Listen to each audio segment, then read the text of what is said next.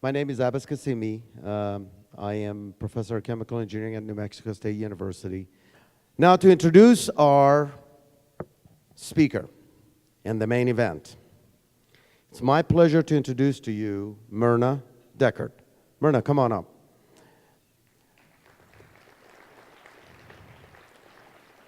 As she's walking up, I got to tell you a few things about Myrna. She's president of Paso del Norte Health Foundation, founding member of PD&G, and she has been instrumental in moving the region and El Paso forward to the vibrant area in the region that it's become. And it's all because of her vision and her dedication and her passion. Let's give her a warm welcome.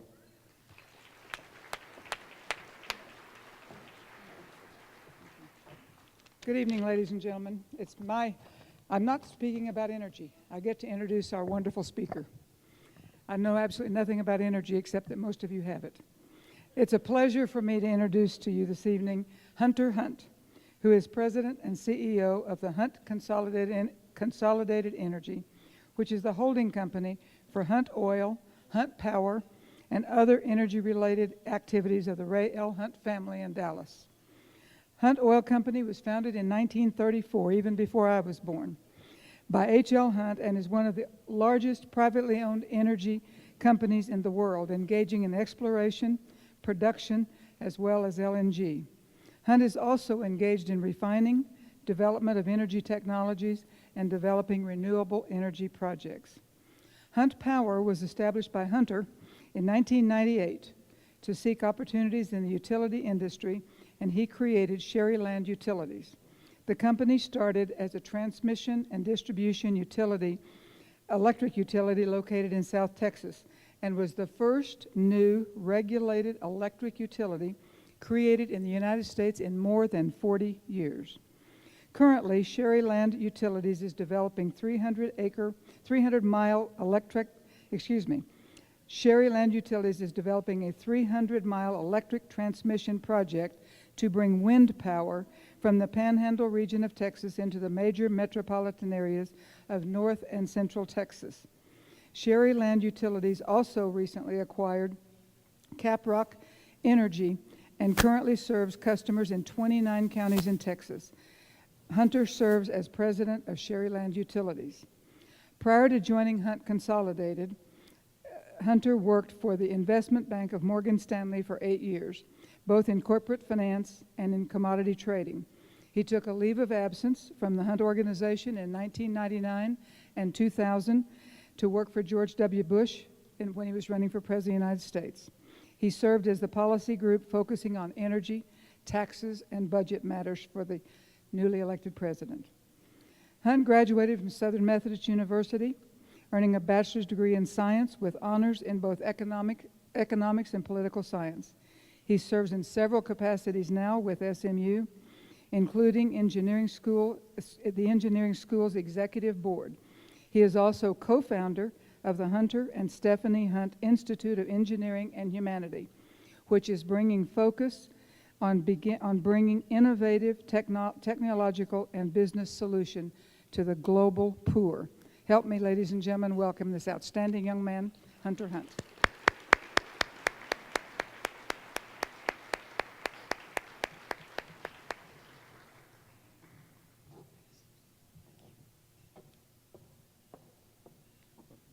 Thanks, Myrna, and thank all y'all for coming out tonight. In many ways, I am the least qualified person to be talking about the border here tonight. I grew up in North Texas. I live in North Texas. I work in North Texas, and yet we're very bullish on the border for reasons that I'll articulate. And perhaps some of the perspectives of somebody that's not living here on a day-to-day basis could be insightful. So. With that, I do want to start with a few qualifiers. I would not be standing here tonight if our family weren't such lousy farmers.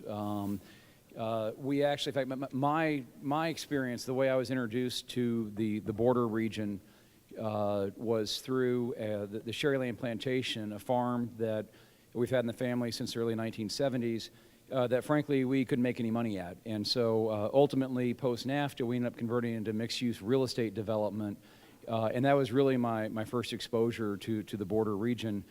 The roots of our company actually come through, obviously, my grandfather, who left home in junior high with a 6th grade education and kind of bounced around from odd job to odd job until he saved up enough money to settle down in Arkansas and buy a farm, planted his first set of crops, which were immediately wiped out by a 100-year flood.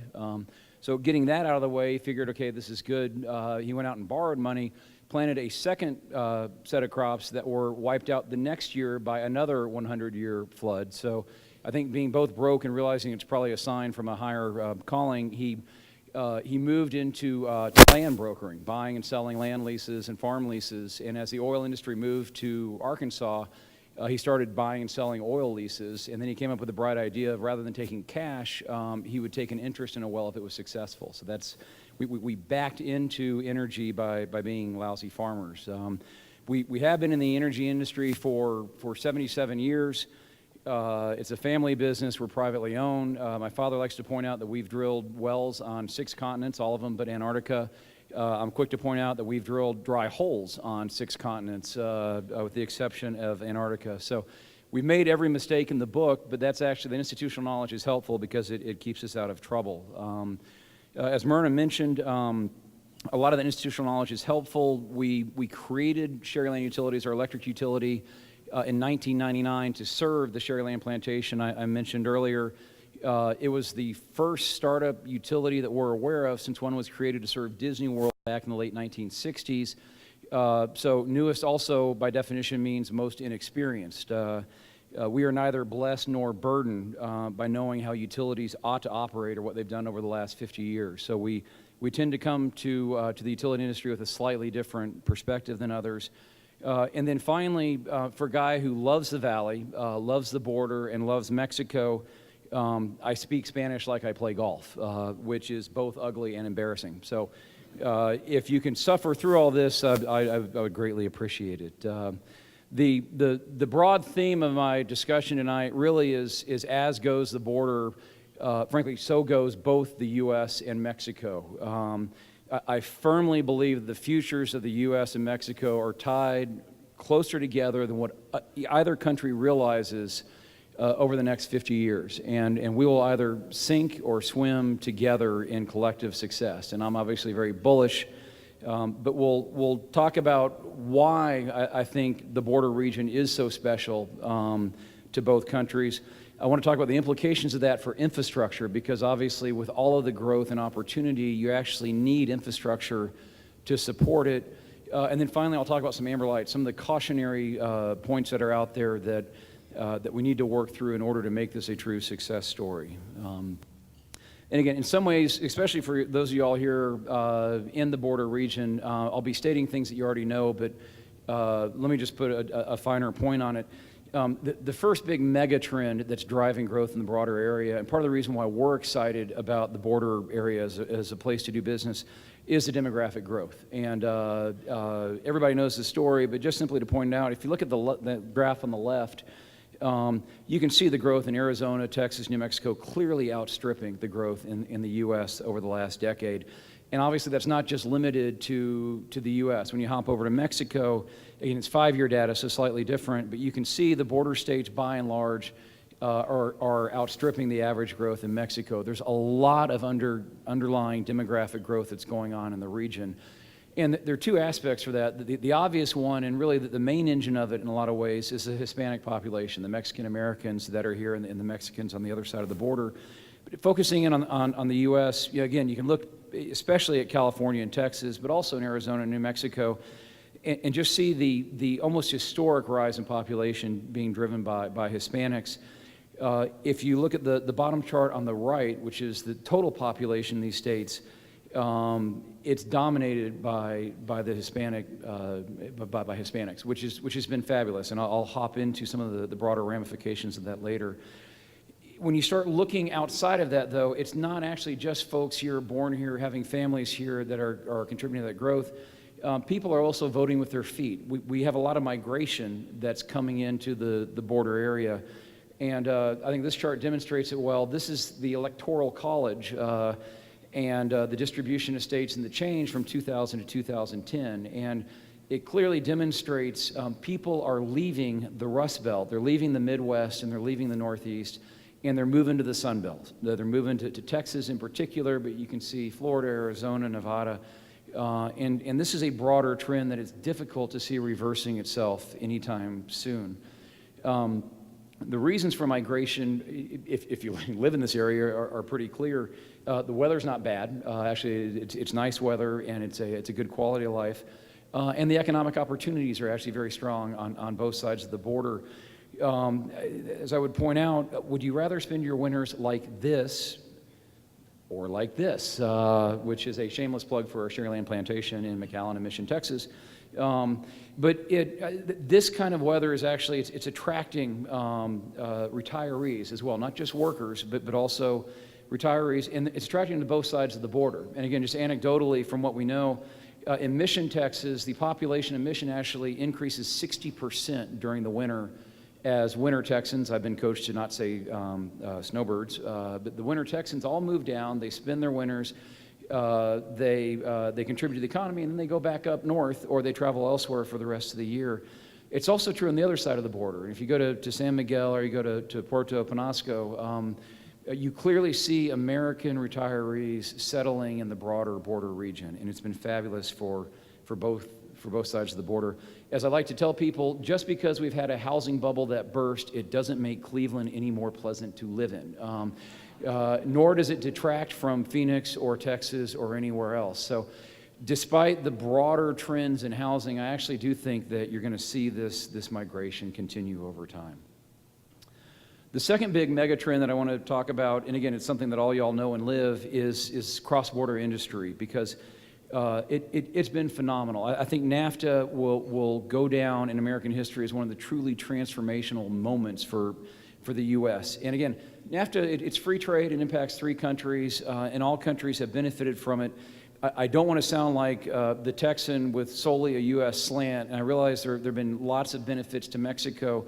What you are going to get here a little bit, though, is a little more U.S.-centric view of this, frankly, because we're having a lot of discussion right now in this country about jobs and economic development and a threat of free trade as potentially being disruptive to our economy. And every single fact of NAFTA really flies in the face of that. I mean, far from being a giant sucking sound, NAFTA is really, it's blown a lot of wind in the sails of the broader region. And again, stating things that all y'all know, nearly a third of all U.S. exports are NAFTA related. And if you really hone in on Mexico alone, we're trading over $1 billion worth of goods each day between the 2 countries. And that's a 4-fold increase from 1994. You can only chalk that up to the NAFTA treaty and the closer ties that were woven through it. Each day, again, from a U.S. perspective, this has been fabulous. Mexico spends $163 billion of goods on U.S. goods in 2010. We've added, just directly related NAFTA jobs are clocked at around 1.7 million. Obviously, when you toss in the indirect benefits, it's been much broader than that. You've had a whole slew of not just the Fortune 100 companies, but a lot of small and medium-sized businesses that have also gotten into the game and are benefiting from it. And I think the most telling statistic out of the page is you have 22 different states in the U.S. that count Mexico as either the number 1 or number 2 export market for their goods. I mean, the benefits of NAFTA don't just stop at the border, they go well beyond it. 14 more have Mexico in the top 5. So you have 3/4 of the states in this country that view Mexico as a very important trading partner. So again, I won't beat a dead horse here, but I think that the punchline is the U.S. has done very, very well by NAFTA and our trade with Mexico. Obviously, Mexico has done well as well, and so it's been a wonderful cross-border relationship.